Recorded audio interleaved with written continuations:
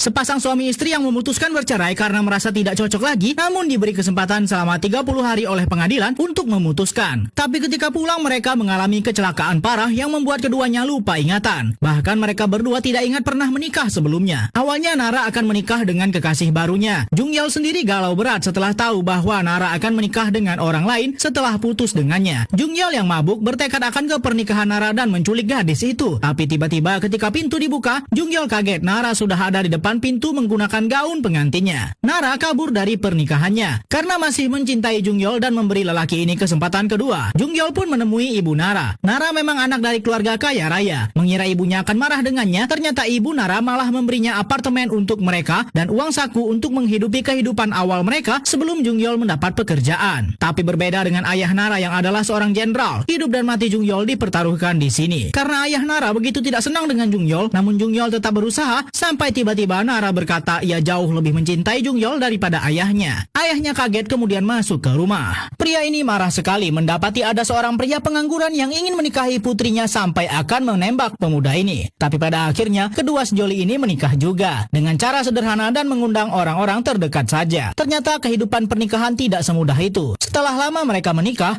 hubungan Nara dan Jung Yeol menjadi buruk. Nara bekerja sebagai seorang produser di dunia perfilman. Sedangkan Jung Yeol sendiri kini berhasil menjadi seorang pengacara yang sibuk. Jung Yeol lelah menghadapi Nara yang pemalas, tidak mau mengurus rumah dan bahkan tidak sempat membuang bahan-bahan makanan yang sudah membusuk di kulkas. Karena berbagai masalah inilah, akhirnya keduanya memutuskan untuk bercerai. Ketika diundang sidang, Nara dan Jung Yeol saling menyalahkan satu sama lain. Menurut Nara, Jung Yeol terlalu merasa rendah diri dengannya. Sedangkan menurut Jung Yeol, Nara orang yang terlalu boros dan suka menghamburkan uang. Pernah satu kali, Jung Yeol yang masih menganggur meminta uang kepada Nara untuk hadiah pernikahan temannya. Namun kata Nara tidak perlu karena Jung Yeol masih pengangguran. Setelah mengatakan itu, Jung Yeol jadi terus-terusan mengungkitnya dan tidak mau lagi merepotkan Nara soal uang karena dirinya seorang pengangguran. Kedua pasangan ini saling menjatuhkan satu sama lain di sidang perceraian mereka. Bahkan keduanya tidak malu membuka aib masing-masing seperti Jung Yeol yang pernah mengeringkan bokongnya dengan pengering rambut dan Nara yang sering meminta berhubungan dengan Jung Yeol ketika wanita ini mabuk sampai berakhir muntah. Ternyata puncak Jung Yeol marah dengan Nara adalah ketika hari ujian pengacara Jung Yeol, Nara hampir membakar rumah mereka karena membiarkan masakannya gosong. Sedangkan dirinya tertidur. Jung Yeol harus melewatkan sarapannya akibat Nara yang teledor, padahal ia akan menghadapi ujian hari itu. Pengadilan akhirnya memutuskan menerima perceraian mereka. Namun mereka diberi waktu 30